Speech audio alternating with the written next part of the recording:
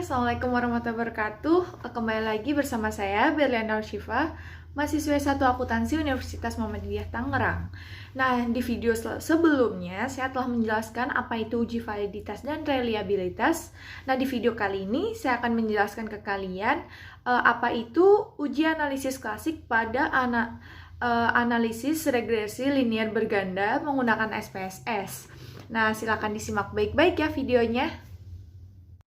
Nah, sebelum kita mulai mengenai analisis regresi linear berganda, saya akan menjelaskan ke kalian apa itu uji asumsi klasik.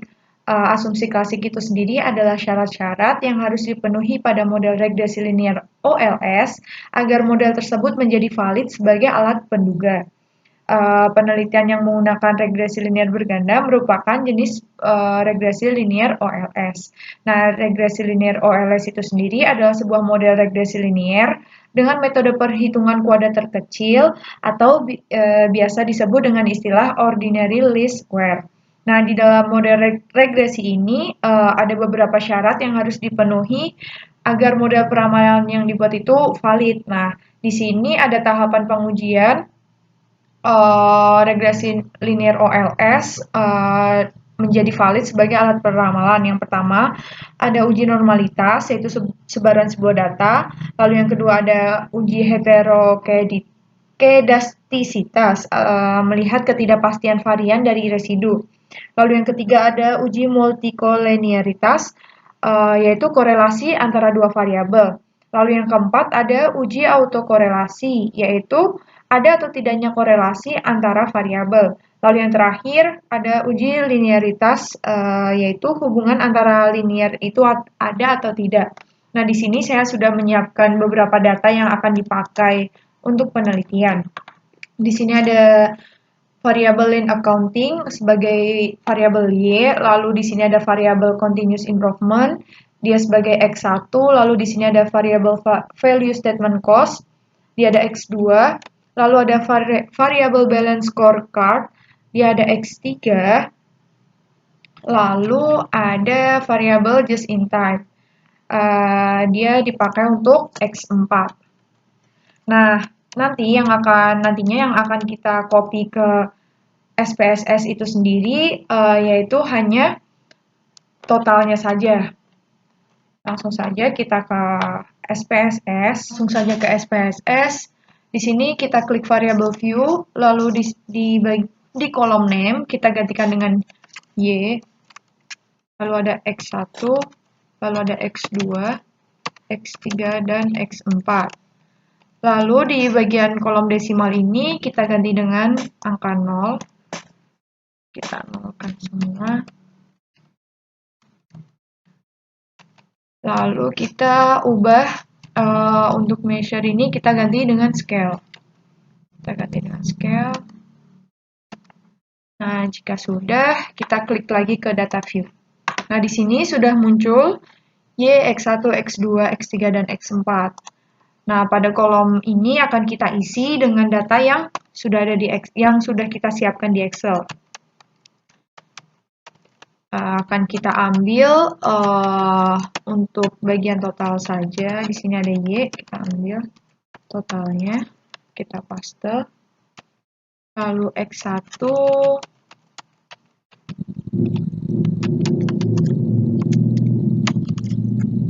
lalu X2. X2 itu ada variabel value stem cost. Kita copy, kita paste di sini. Lalu ada X3. X3 itu ada variabel balance scorecard. Kita copy.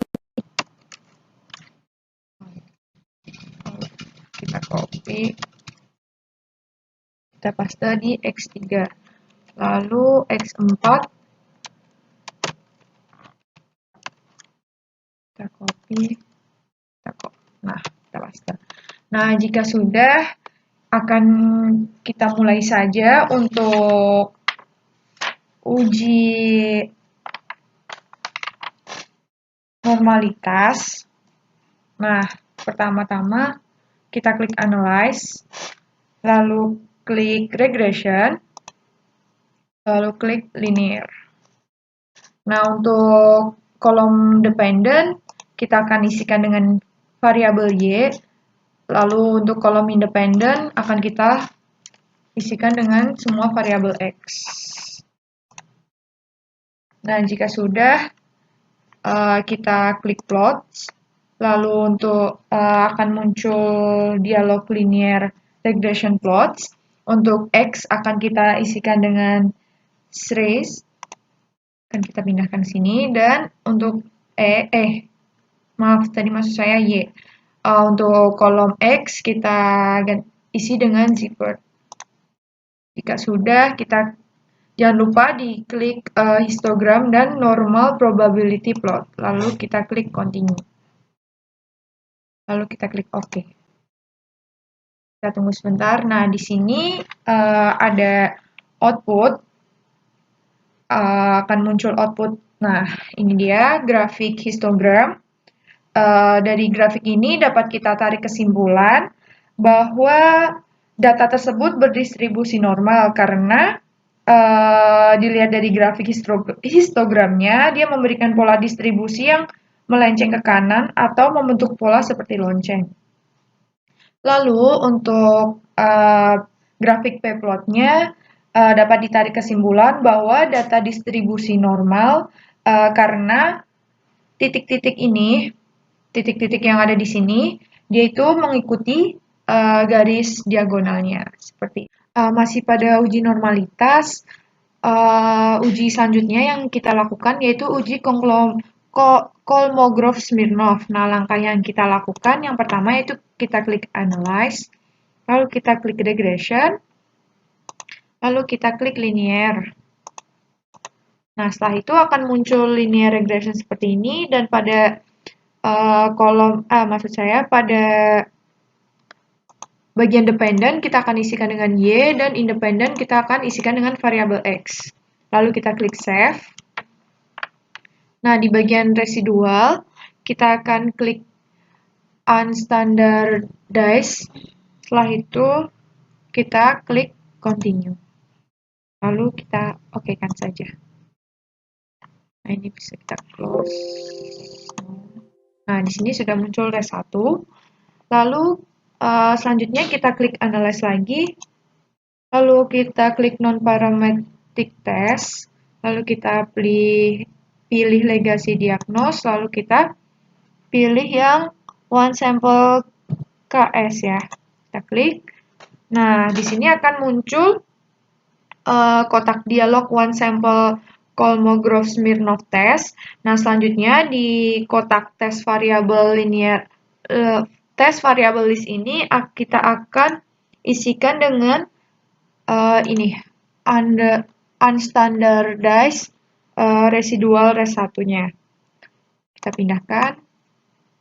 Lalu kita klik yang normal. Di sini jangan lupa diklik yang normal. Lalu kita OK-kan saja. Nah, di sini dia muncul output, yaitu one sample Kolmogorov-Smirnov test. Nah, berdasarkan tabel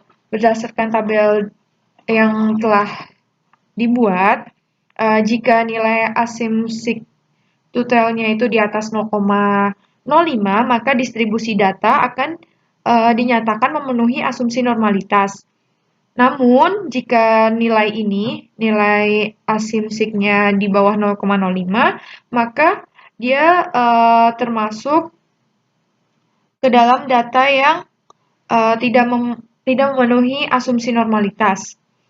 Nah, karena di sini sudah di atas 0,05, sebentar. Karena dia masih di bawah ya. Karena dia masih di bawah 0,05, maka kita dapat melakukan transformasi data, salah satunya dalam bentuk logaritma natural untuk masing-masing variabel independen dan variabel dependen. Seperti itu. Lalu yang kedua, ada uji heteroskedositas. Nah, uji heteroskedositas itu sendiri yaitu uji yang dilakukan untuk melihat apakah adakah ketidaksamaan varian dari residual untuk semua pengamatan pada model regresi linier? Nah, uji heteroskedositas ini bisa dilakukan dengan cara yang pertama ada uji Glatzer, lalu uji Park, lalu ada uji Spearman, dan uji Scatterplot. Nah, akan tetapi saya hanya akan menjelaskan uji Glatzer dan uji grafik Scatterplot saja karena dua uji itu yang paling banyak digunakan. Langsung saja saya akan jelaskan untuk uji Glatzer. Yang pertama-tama kita klik Analyze, lalu kita klik Regression, lalu kita klik Linear. Nah, di sini akan muncul dialog Linear Regression. Seperti biasa, untuk dependent kita isikan dengan Y, dan independent kita isikan dengan variabel X. Setelah itu kita klik Save. Nah, linear regression save-nya pada bagian residual, kita checklist untuk yang unstandardized. Jika sudah, kita klik continue, lalu OK.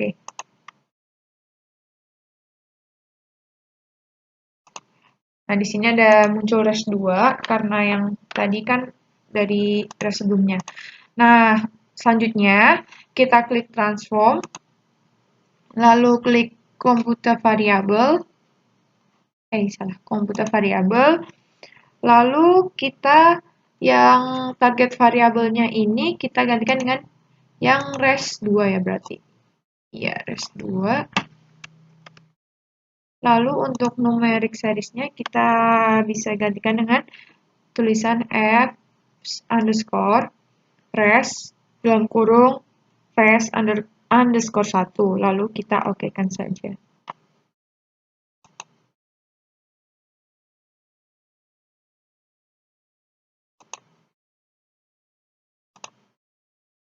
Nah, dia ini akan muncul res 2 seperti ini. Lalu selanjutnya kita akan klik Analyze, lalu klik Regression, lalu klik Linear. Lalu akan muncul kotak seperti biasa, muncul dialog Linear Regression.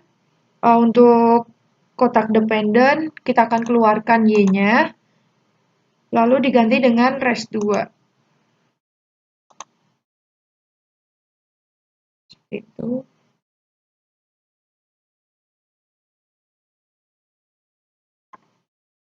Jika sudah, langsung saja kita okekan. Nah, nanti dia akan muncul koefisien dan koefisien dulu ya yang kita jelaskan, yang akan saya jelaskan. Nah, dari berdasarkan tabel ini dapat ditarik kesimpulan apabila nilai signifikannya itu di atas 0,05, maka tidak terjadi heteroskedositas. Dapat dilihat bahwa semua variabel independen ini semua dia di atas 0,05. Seperti itu. Jadi dia tidak terjadi heteroskedositas. Selanjutnya, saya akan menjelaskan uji grafik scatter plot. Ini kita bisa hapus dulu. Hapus juga. Nah, untuk uji grafik scatter plot itu sendiri, kita bisa klik Analyze, lalu kita klik Regression, lalu ke Linear. Selanjutnya, dependent untuk kotak dependent, kita akan isi dengan variabel Y, dan independent kita akan isi variabel X. Lalu kita klik Plots. Nah, kemudian untuk setelah muncul jendela linear regression plots, kolom Y kita isikan dengan Sraysit, dan X diisikan dengan Zipper. Sudah ya. Lalu kita continue. Oh, sebentar, saya ada yang salah. Kita klik Analyze, kita ulangin ya, Analyze, lalu klik Regression, Linear, Dependent kita isikan dengan Y, lalu kita klik plots. Nah, ini tidak usah di checklist. Lalu kita continue saja. Setelah itu kita oke-kan. Nah, di sini akan menghasilkan output scatter plot dependent variable y ya. Nah, dapat dilihat pada gambar ini, titik-titiknya dia menyebar secara acak dan tidak membentuk suatu pola tertentu. Titik-titik ini dia menyebar di atas 0, baik di atas ataupun di bawah angka 0.